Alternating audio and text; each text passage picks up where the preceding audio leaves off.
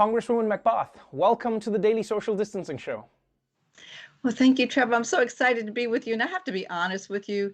My youngest sister is your biggest fan. And my family has always said, when are you going to be on a show? Once you're on a show, you've really made it. So thank you Wow. for validating me with my Wow. family.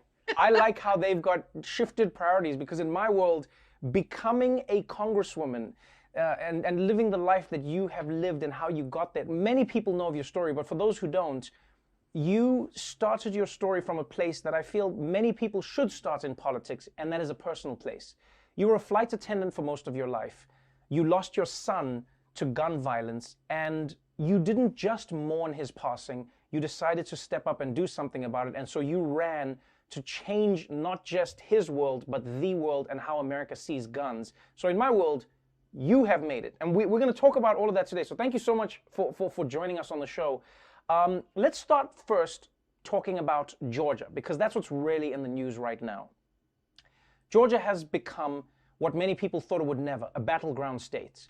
When you look at what has happened in Georgia, do you think that this is Georgia changing, or do you think that this is Georgia responding to Donald Trump? Georgia is changing, Trevor, as I've been saying for years now, that this is the new South. And I think the resistance that we've seen is just the resistance to the New South, and just the amazing movement building that's been done, the strategizing that's been done, the grassroots organizing that's been done. I knew we were going to be a top tier battleground state. And so I've been telling people all along, please invest in Georgia. The best is yet to come. And we've shown that.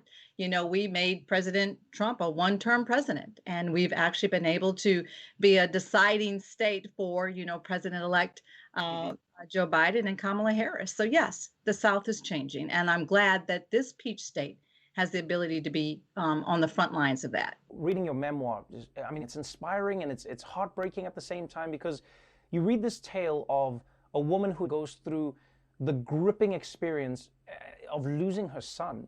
Your son was shot by a man who felt like his friend was playing the music too loud in the car. That was it. And then try to use stand your ground laws to defend what he had done in taking his life. You then use this, and that's become part of the title of your book, is Standing Our Ground. What do you think it is about the coalition of mothers that you formed around the country that has moved the idea of gun advocacy forward? Well, as mothers, as women, we're the central focus of our homes oftentimes. We're the protectors. We're often providers. And we want to make sure that when we send our family out the door, when we send our children out the door, that they come home safely. We do everything that we can. And so building this grassroots coalition of mothers and also survivors is really indicative of what we need to do, what we'll have to do to make sure that we are providing safe spaces for our children and our families in our own communities. And that's what we've been doing. And, over 90% of the Americans across the country believe in, gun safety legislation, common sense legislation that really will provide safety nets for our families, and also making sure that law abiding gun owners are using their guns in a way that is providing a safety net as well when Right. they're using those guns. A lot of people in your position would have become a single issue candidate. A lot of people in your position would have gone, all I'm here to talk about is guns, but you're actually looking to improve healthcare, to improve gun reform, to improve veterans' healthcare, and the support that veterans get. And you've really been fighting for a lot of these issues, which, surprisingly, as a Democrat, you've gotten signed by Donald Trump not once, not twice, but 3 times. So the magic question then is, how have you managed to work laws or create ideas that have gotten a sign-off from Republicans who have shown the ability to block so many different ideas? I've always reached across the aisle to find some common ground with my Republican colleagues that we could work upon. Because when we don't work together, we end up in the mess that we've been for so long now, because we've not been working together for the sake of our constituents that are really depending on us in Washington every single day to create value for them. Our constituents all have the same needs and wants, and let's work together to provide the best of what America says they deserve. Representative Jim Clyburn said something interesting. And this was after the results started coming in. And it was apparent that Joe Biden had won, but down ballot, Democrats seemed to have taken a beating. And he said, there is no denying that defund the police and abolish the police and socialism hurt the Democrats' message.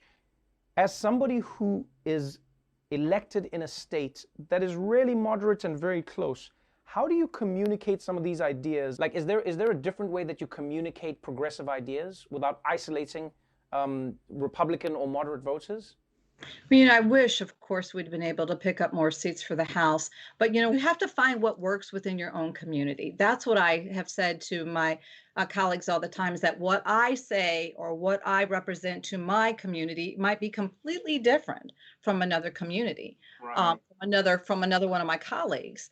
I would love for us to be able to hold on to some of the seats. Some of my colleagues that came in with me, my freshman colleagues, I was very pained by the fact that they won't be returning with us. But there again, I think that each of us has been able to just really speak very candidly to our own constituents. All of our demographics are different. But as I said, there are a lot of different voices in this caucus, and that's what makes us so unique.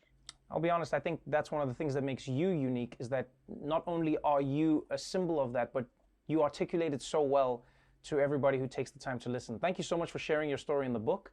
Thank you so much for coming on the show. And thank you to your family who think that I am the thing that means you've made it.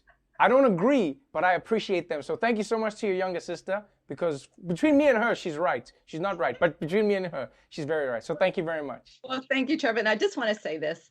Thank you so much for having such a deep conversation with me, because it reminds me of all the conversations I used to have at the kitchen table with Jordan. So thank you for that.